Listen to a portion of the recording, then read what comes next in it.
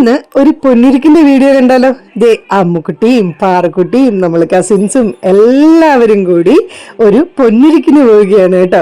ദേ ഇത് എന്റെ ചിറ്റപ്പന്റെ മോളുടെ കുട്ടിയാണ് അരുണിമ, നമ്മുടെ കട്ട ഫാനാണ് കേട്ടോ. അപ്പൊ ദേ പൊന്നിരിക്ക് തുടങ്ങിയിട്ടുണ്ട്. പൊന്നിരിക്കെന്ന് പറയുമ്പോൾ കുറച്ചു പേരെങ്കിലും ചിന്തിക്കുന്നുണ്ടാവും ഇതെന്താണ് സംഭവം എന്നല്ലേ. ദേ കണ്ടില്ലേ, അവിടെ ഒരാളിരുന്ന് ഊതി ഊതി പൊന്ന് ഉരുക്കുകയാണ്.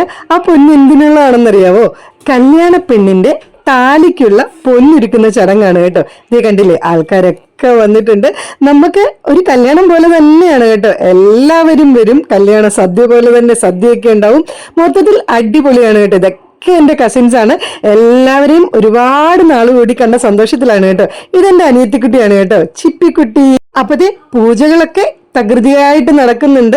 ഞങ്ങൾ എല്ലാവരും ആ സ്റ്റേജിന്റെ സൈഡിൽ നിന്ന് ഭയങ്കര സന്തോഷത്തോടു കൂടി നിൽക്കുകയാണ് കേട്ടോ. കാരണം ഒരുപാട് നാള് കൂടിയിട്ടാണ് എല്ലാവരെയും ഒന്ന് കാണാൻ പറ്റിയത്.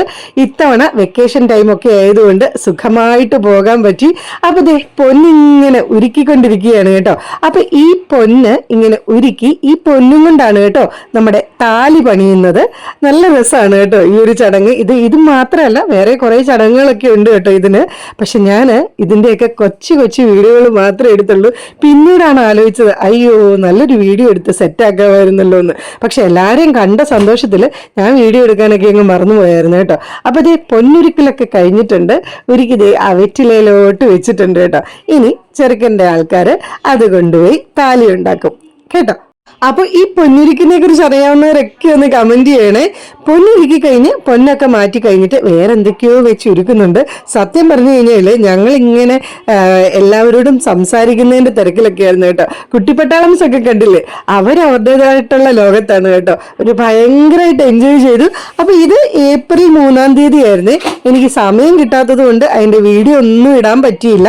പക്ഷെ ഇതൊക്കെ കഴിഞ്ഞിട്ട് ഇനി കല്യാണം ഉണ്ട് കേട്ടോ. കല്യാണം ഏപ്രിൽ 20-ാം തീയതിയാണ്. അത് കോഴിക്കോട് വെച്ചാണ് കേട്ടോ. ഇത് തിരുവല്ല വെച്ചിട്ടായിരുന്നു. ആ സ്റ്റേജിന്റെ താഴെ 2 ട്വിൻസിനെ കണ്ടില്ലേ? ശരിക്കും ട്വിൻസ് അല്ല ഗൈസ്, ട്രിപ്ലെറ്റ്സ് ആണ് കേട്ടോ. മുരട്ടകളാണ് ഗൈസ്, മുരട്ടകൾ. 2 ആണും 1 പെണ്ണും.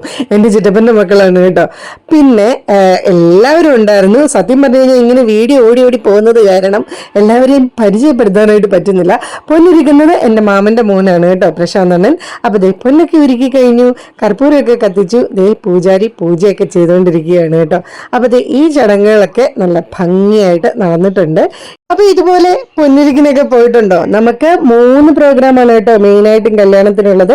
എൻഗേജ്മെന്റ് ഉണ്ടാവും, പൊന്നിരിക്കുണ്ടാവും, കല്യാണം ഉണ്ടാവും. അപ്പൊ അതെ, എൻഗേജ്മെന്റും പൊന്നിരിക്കും കഴിഞ്ഞിട്ടുണ്ട്. ഇനി ഞങ്ങൾ എല്ലാവരും കല്യാണത്തിന് പോകാനുള്ള തയ്യാറെടുപ്പിലാണ് കേട്ടോ. കല്യാണം സൺഡേ ആണ് കേട്ടോ. ഇന്ന് ഫ്രൈഡേ, സൺഡേ ആണ് കല്യാണം. നാളെ വൈകുന്നേരം നമ്മൾ കോഴിക്കോടിന് പോകും. കോഴിക്കോടാണ് കേട്ടോ കല്യാണം നടക്കുന്നത്. അപ്പൊ അതെ, അതാണ് കല്യാണ ചെറുക്കൻ്റെ അച്ഛൻ. അപ്പൊ ദേ വരുന്നു കല്യാണ പെണ്ണ്. ഇതെന്റെ ചിറ്റപ്പന്റെ മോളാണ് കേട്ടോ. അച്ഛന്റെ അനിയന്റെ മകളാണ്. അപ്പൊ ഇവളാണ് കേട്ടോ നമ്മുടെ കുടുംബത്തിലെ ഏറ്റവും ലാസ്റ്റായിട്ട് കല്യാണം കഴിക്കുന്ന പെൺകുട്ടി. അതുകൊണ്ട് ഞങ്ങളെല്ലാം അർമാദിക്കുകയാണ് ഗൈസ്. അപ്പൊ അവള് വന്നു, അവിടെ ഇരുന്നു. ഇനി നമ്മൾ പൊട്ടും പൂവൊക്കെ വെക്കുന്ന ചടങ്ങാണ് കേട്ടോ. സത്യം പറഞ്ഞാൽ ആദ്യം പനിനീര് തളിക്കണമായിരുന്നേ, ഞാനത് മറന്നുപോയി ഗൈസ്. അത് കഴിഞ്ഞിട്ടാണ് ഓർത്ത്.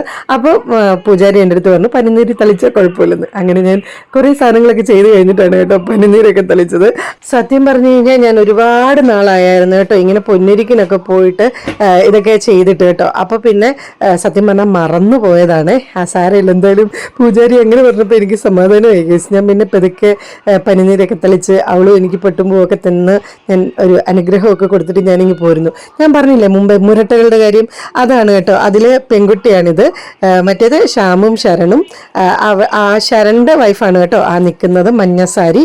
ശരിക്കും പരിചയപ്പെടുത്താനാണെങ്കിൽ ഒരുപാട് പേരുണ്ട് ഗൈസ്. ശരിക്കും ഈ കല്യാണത്തിനും എൻഗേജ്മെന്റിനും ഒക്കെ എല്ലാവരും ഒത്തുകൂടുമ്പോൾ എന്ത് രസമാണല്ലേ. ശരിക്കും ഈ കസിൻസിന്റെ വൈബ് അത് വേറെ തന്നെയാണ്.